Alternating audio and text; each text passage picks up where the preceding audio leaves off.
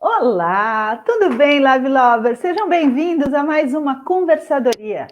Hoje nós vamos falar sobre a linguagem do palhaço, com uma moça linda que faz muito tempo que ela está na minha lista para convidá-la e hoje eu tive o prazer de ter aqui a Nina Campos. Seja bem-vinda à Olá, conversadoria. muito obrigada, muito gostoso, um prazer estar aqui com você, com todo mundo que estiver aí com a gente. Que ótimo. Me diga aonde a linguagem do palhaço se encontra com a linguagem da publicitária. Muito bem. Nossa, que pergunta boa. Ninguém me fez essa pergunta. Não, já fizeram uma vez, né? Porque as pessoas tendem a dizer que eu joguei. Assim, as pessoas, nossa, você virou palhaço, você jogou tudo fora a sua carreira, né? E aí eu É. tento explicar que não é que eu joguei fora, tudo é incorporado, né, na mesma malinha. Mas eu acho que encontra, porque o palhaço está querendo falar com uma pessoa numa essência, né? Então, quando você tem um encontro, uma conversa, você fica se perguntando onde é que está a chave desse nosso encontro.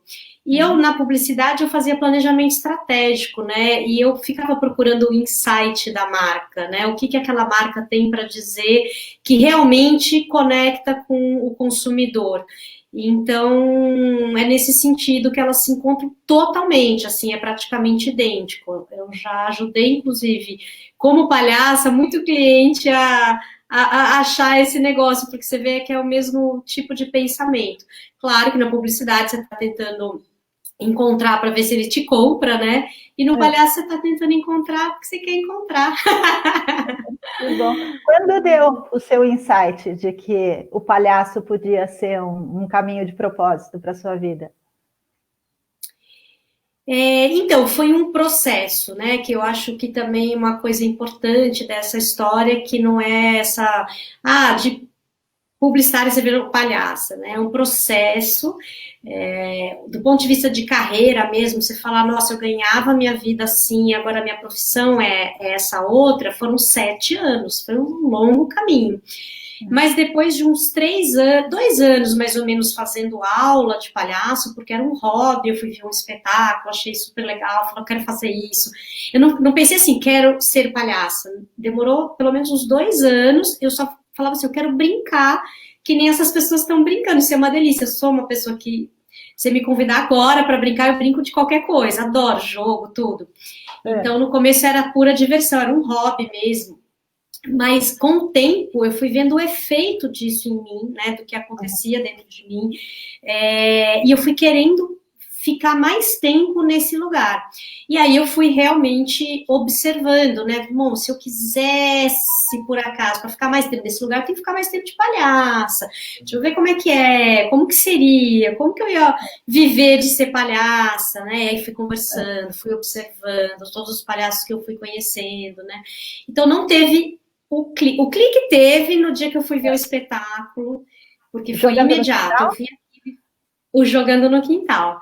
Eu Eu fui sou lá fã. e eu tenho tanta pena, assim, de que. Porque eu gosto, assim, antes tinha, eu falava, meu, você tem que assistir, não perca. E agora eles não estão mais em cartaz, né? Eu fico arrasada, porque por muito tempo eu podia falar, olha, não perca, é a melhor coisa do mundo.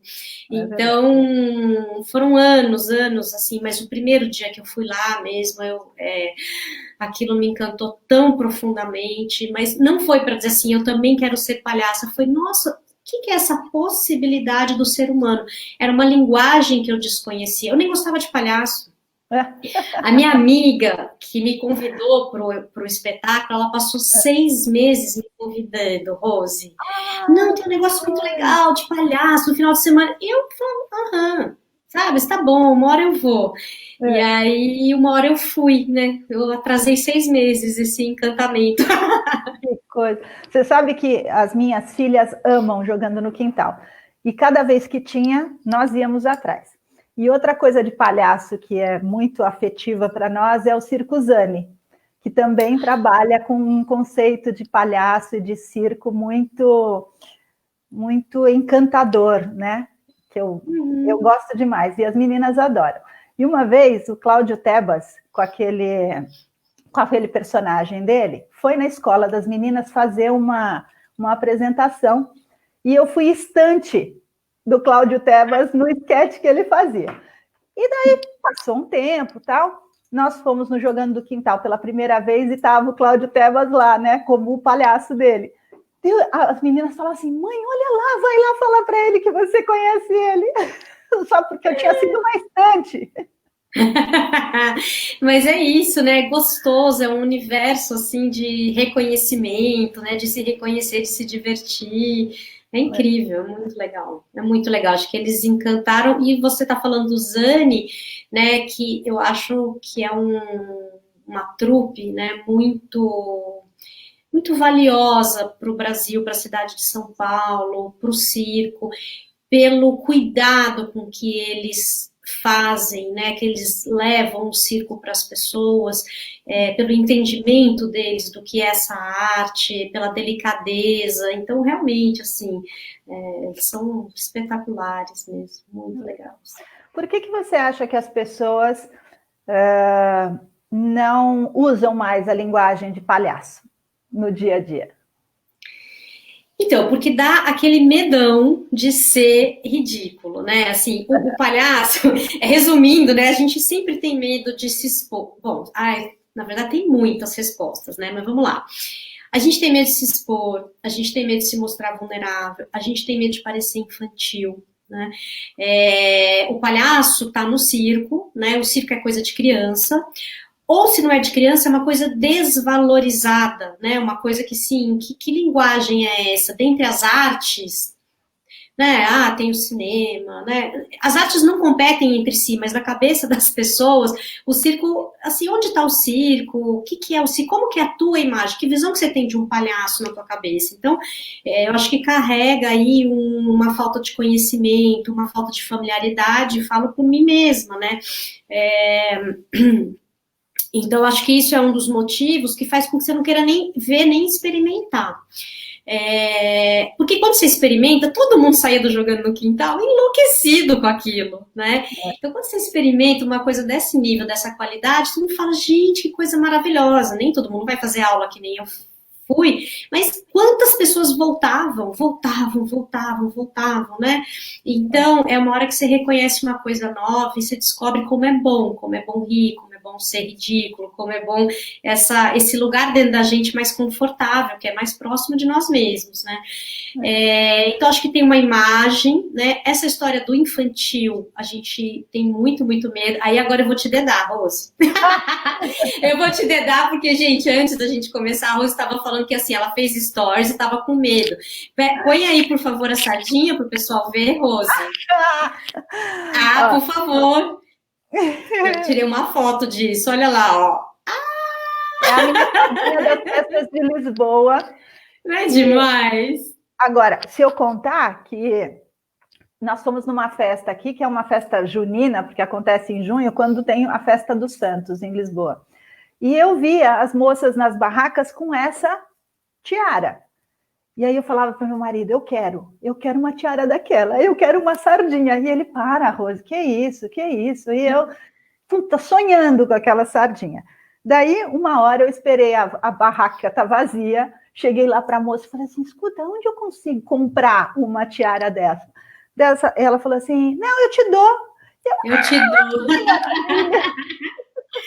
Então, aí essa alegria, essa coisa gostosa, né? Aí você pôs, fala, será que eu tô exagerando? Será que vão achar que eu tô meio ridícula? Será que vão achar que a nossa conversa não vai ser séria ou profunda? O mundo separou, é como se o gostoso, o divertido é menos sério, menos responsável, né?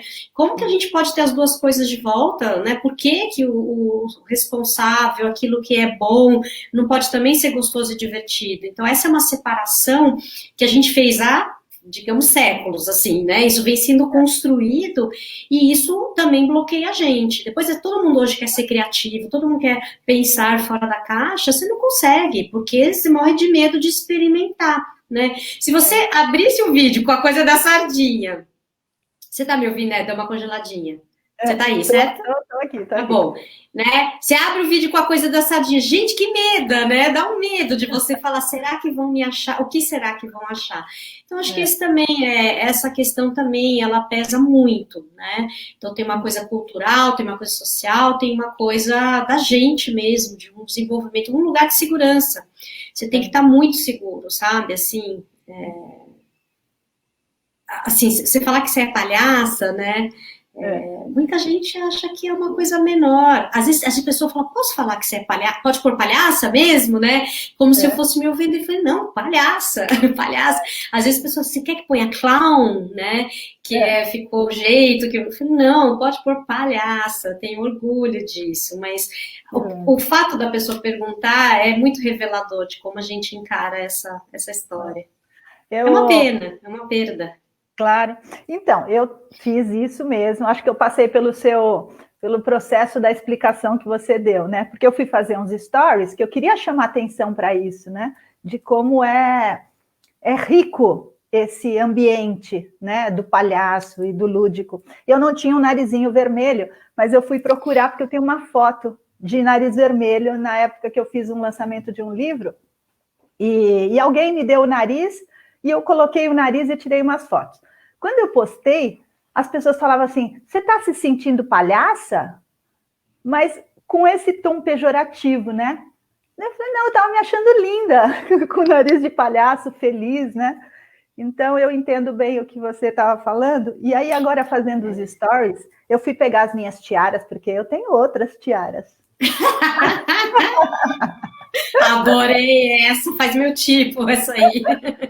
E daí a da sardinha eu também gostaria. Tenho mais simplinhas, tenho florzinha, né? Rose, florzinha, combina.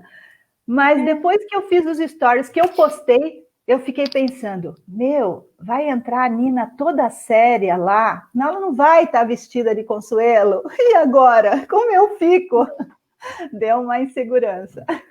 É isso, querida. E é bom, que bom que você experimentou e que você se permitiu, porque essa permissão, né? Eu falo, continuo falando, mas vai fazer uma aula de palhaço. É tão gostoso, você não precisa querer virar palhaço, você não precisa, vai fazer uma aula de palhaço para se descobrir o propósito da tua vida, não. Faz uma aula de palhaço e vê que delícia que é, esse lugar de liberdade, de conforto. Hoje fala-se muito, a gente precisa estar confortável com o erro. O erro é essencialmente desconfortável. Para você conseguir estar confortável com o erro, você precisa praticar muito erro, você precisa fazer o erro, de repente, num lugar em que ali, né, porque a gente fala assim, na empresa, precisa estar confortável com o erro. Não vou errar no meu trabalho, né? E se um erro meu custa não sei quantos milhões? Né? Essa foi uma história que eu vi outro dia, inclusive. Tá bom, então vai errar na aula de palhaço. Começa ali, depois você vai ter coragem, né? Então, eu recomendo demais, demais, é delicioso, é delicioso. Me conta um pouquinho.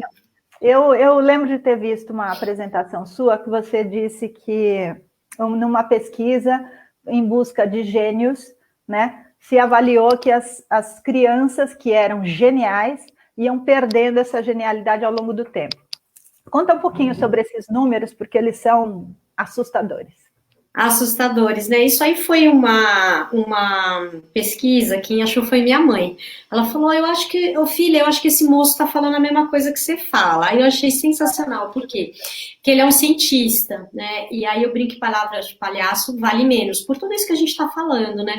Aí eu achei um cientista para corroborar todas essas ideias do quanto a gente precisa do lado lúdico. E esse cara, ele chama George Land, e ele foi contratado pela NASA, que a NASA queria contratar as pessoas mais imaginativas, né? É interessante que eles usavam essa palavra, ele usa essa palavra, não as pessoas mais criativas, mas as mais imaginativas, tem uma diferença aí.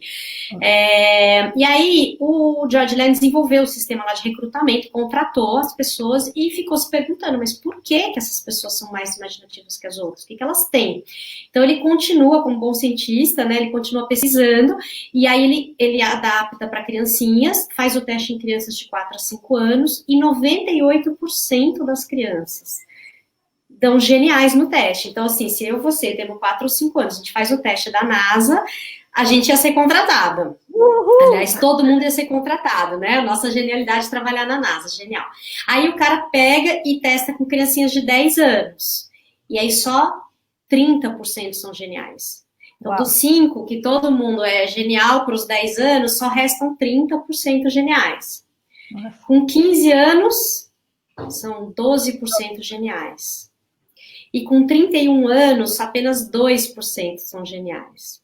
Então, com 31 anos, realmente a NASA precisa contratar um cara para fazer um jeito de achar os 2% no meio da população. E é muito triste isso, né? Porque o que ele está dizendo, né? Ele vai contando a história de como a gente vai perdendo essa nossa capacidade imaginativa. O que acontece dos 5 para os 10 anos? A gente vai para a escola, né? Um lugar que ainda hoje em dia valoriza outra coisa, não a imaginação.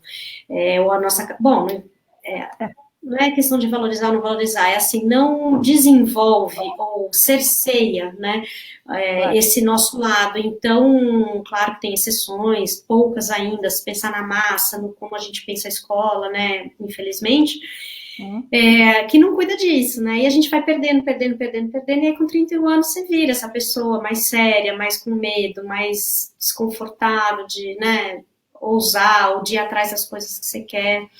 E aí, por isso eu falo, gente, vai fazer aula de palhaço, vai recuperar. Porque ele mesmo fala que isso não vai embora, né? Ele fala que você consegue entrar em contato com isso. E eu sei disso.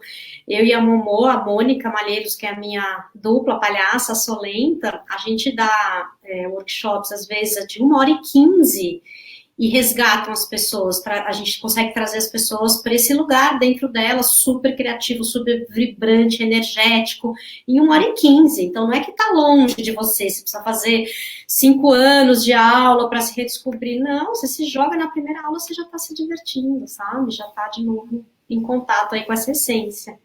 Que legal. Você faz esse trabalho nas empresas.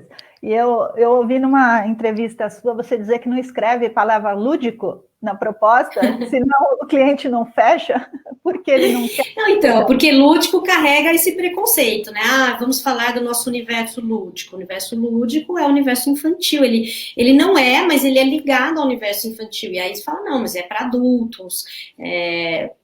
Palhaço já é uma coisa, já tem essa imagem, é infantil. Aí tô levando o palhaço para dentro da empresa. Aí você falar do universo lúdico. A gente não tem ideia de que o universo lúdico, ele não contém apenas as coisas gostosas, divertidas, infantis. Ele contém nossos sentimentos. O universo lúdico contempla esse lado nosso que precisa ser cuidado, que a gente não tem cuidado muito. Ele contempla o prazer, ele contempla a imaginação, né? Então, só que a palavra lúdico não cola. Então eu não uso mesmo, porque eu acho delicado, assim, né? Eu já acho muito ousado quem chama a gente, né? As pessoas têm um caminho dentro das empresas, eles conhecem, aí vão, sabe? Não, pode confiar, não é bobo, não é infantil, não, é super importante. Então tem um caminho e eu quero ajudar, que eu quero estar cada vez mais em mais lugares. Todo mundo precisa disso. Palhaços a serviço das pessoas. A pop. Bom, você já evoluiu, porque publicitário é PU, palhaço é PA. Já deu um saltinho dentro do alfabeto. É tudo P, né? Eu não mudei a profissão, mas continuo PPP. Uma outra coisa que eu gostava de saber é sobre esse... É que eu lembrei do texto, agora me emocionei. Quando você consegue ver o que você faz na profissão do seu avô, que era de construtor, de estrutura. Que você não enxerga a estrutura, mas ela é necessária para sustentar o que vem em cima, né? Que é a casa. Fala desse sentimento para a gente.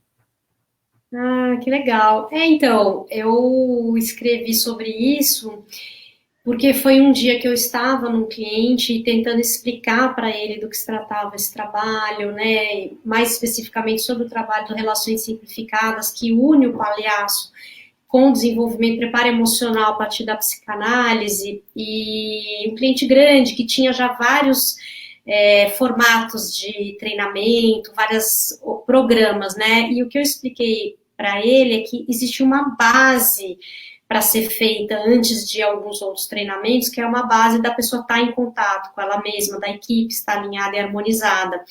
E aí eu falei para ele, como uma fundação de uma casa, né, que você coloca primeiro as vigas, né, para a fundação, que é uma parte que quase ninguém na obra, todo mundo acho que consegue lembrar, né, tipo, é o terreno, ainda tem terra e tem umas vigas ali enfiadas na terra. Aquilo é a fundação, é aquilo que mantém a casa de pé. E aí, nesse dia, né, nessa noite dessa reunião, eu fui deitar, fiquei lembrando, eu falando isso, e aí eu lembrei que meu avô fazia isso, meu avô fazia fundação de casas, né? Ah, e aí eu me emocionei, assim, no dia seguinte eu sentei e escrevi sobre isso, porque eu falei, nossa, é uma semelhança, né, parecia para mim uma coerência, sabe, assim, de trabalhar com a mesma coisa que o meu avô, só que meu avô por cima ia um edifício, e a gente por cima vem um ser humano. Claro. Mas eu fiquei tocada, gostei disso. Que bom. E a gente também gostou, pelo menos eu que li o texto e achei muito profundo. Você acha que as pessoas têm resistência a entrar em contato com esse lado lúdico? Sim, sim. E como a gente vê isso? Então, eu acho que hoje, às vezes, pela cobrança, a gente está tentando vencer. Sei lá, nas empresas você está sendo cobrado para ser mais criativo, você está sendo cobrado para ter ideias novas. Então, eu vejo muita gente, assim, ainda com resistência, mas pelo menos tentando procurar alguma coisa. Ou tentando um caminho, né, para vencer essa resistência. Eu acho que a pandemia é um convite enorme para fazer as coisas de um modo diferente, né? Ela mostra para a gente que o caminho que a gente está trilhando, e aí o caminho de cada um, o caminho como sociedade, o caminho como humanidade, ele não tá bacana. Então a pergunta é, o que você vai fazer de diferente nesse caminho, né? E aí você pergunta assim, a primeira coisa é reconhecer, né? Reconhecer que você poderia fazer uma coisa diferente. Se você conseguir se observar e reconhecer isso, aí você vai procurar alguma coisa. O que eu acho bacana é que a gente são coisas simples, são coisas gostosas que põem a gente nesse rumo do lúdico, nesse rumo. Por exemplo, é você tocar um instrumento, é você ler um livro, é você entrar em contato com qualquer forma de arte, com a natureza, são coisas que nos despertam e despertam essa nossa capacidade imaginativa, criativa. Quando a gente está mais em contato com o nosso prazer, a gente tem menos medo, né? O que é esse mundo em que cada um quer cuidar do seu? É um mundo apavorado, um mundo com muito medo. A gente tem medo do desconhecido, não tem nada mais desconhecido do que esse futuro, né? Já estava ruim antes, agora está pior. Né? Então aí eu tô apavorado com o desconhecido, o que eu vou fazer? Vou guardar o meu, vou comprar todas as minhas vacinas do mundo para mim, entendeu? Então eu vou me proteger. É medo, né? Vamos com amor. Aí quando você entra em contato com o amor, pela arte, por você, pela natureza, e aí dentro de você se constroem outros sentimentos, aí você consegue fazer outras escolhas. A gente não vai conseguir mudar as escolhas. Não. Tem vários caminhos, a gente não vai conseguir, é muito determinista. Mas é mais fácil a gente mudar as escolhas das pessoas quando elas estiverem bem, quando elas estiverem mais seguras, quando elas tiverem possibilidade de olhar para outras coisas. Então, se elas estiverem em contato com esses aspectos mais humanos do ser humano, vai ser mais fácil. Então, é gostoso, é super fácil fazer isso. Fazer coisas gostosas. Sugere aquela ideia de pegar o objeto e brincar. O que ele lembra ou parece para você, que eu achei aquilo demais. Eu vou sugerir, mas vou contar, agora que você falou, pera, que eu vou até pegar um objeto aqui que tenha fácil para explicar melhor. Mas o que acontece, que é muito importante, às vezes essa é uma brincadeira que você já precisa estar aquecido, né? Porque não vem, você fala, não me parece nada. Peraí, deixa eu pegar aqui. Eu acho que eu tenho uma coisa aqui. Aliás, acho que eu tenho duas aqui, ó, em cima da mesa, por acaso. Você vai perguntar, o que está fazendo um pregador em cima da mesa? Ó? É o jogo dos objetos, que é um jogo, né, que eu aprendi lá no Jogando Quintal, que é você pegar um objeto e pensar em outra coisa, né? Pensar que ele poderia ser outra coisa. Eu brinco muito disso com meu filho, enquanto a gente está comendo. Eu não faço aquecimento, isso que eu falei que o adulto precisa. E é impressionante. A criança, você propõe, ela já vai responder. Então, eu posso falar, olha... Peraí, deixa eu ver como é que fica certo. A letra A. Olha, um jacaré. Opa, aqui, um jacaré. Olha, deixa eu cortar a grama. Tic, tic, tic, tic, tic, tic. Então, você vai fazendo isso, né? Eu peguei esse aqui também, ó. Aí você, olha, a Mini. Ai, é uma delícia. Eu amo esse jogo. Eu amo de paixão. Adoro fazer isso. Tô quase parando aqui só para pensar que mais que isso aqui pode ser. Mas esse é um jogo simples, por exemplo, que também te desperta. Esse é um jogo de palhaço. É que eu gosto, Rose, de pensar assim, que a gente pode cuidar e virar, estar próximo da linguagem do palhaço, só estando ser mais humanos, né? Eu acho legal você falar, mas tem jogos, é isso. Também tem coisas específicas que te ajudam mais ainda. Entendi, que legal. Nina, o nosso tempo é de 21 minutos. Eu já dei uns minutinhos de lambuja, porque eu estava gostando tanto da conversa que eu não quis terminar. Que bom. Mas eu queria saber, isso é curiosidade pura, né? O nome da Consuelo veio de onde? O nome da Consuelo é um batismo do Márcio Balas, porque o palhaço ele ganha seu nome, né? Ele não escolhe, ele é batizado, ele recebe o nome, e aí tem muitos jeitos de serem batizados. E aí é isso, o Márcio na aula dele, foi com ele que eu comecei, passei 4 anos lá fazendo aula com ele, e aí no dia de dar o nome, ele fica olhando, não sei o quê, fala, acho que Consuelo. E eu amei, porque eu dançava flamenco, eu amo a Espanha, então você tá meio flamenca aí com essa roupa e essa flor no cabelo. Então eu adorei, falei Consuelo, né? E aí a Consuelo, por isso também que é sempre um ombro amigo, né? Porque Consuelo é um consolo, né? Então eu também gostei disso, que era um nome que lembrava esse ombro amigo aí. Que lindo, muito obrigada, foi um prazer conversar com você. Eu fiquei tão emocionada e com borboletas na barriga que eu esqueci de tocar o sino para dizer que a gente tinha 21 minutos para navegar nesse eco. Agora eu toquei no final, só para honrar o sino, o som e a brincadeira. Foi um prazer conversar com você. O nosso vídeo vai ficar aqui no Facebook. Se você quiser colocar lá nos comentários o link para o POP, né? Para o seu site, e também para o Relações Simplificadas, que os vídeos estão maravilhosos, eu vou adorar. Um beijo para você, foi um prazer.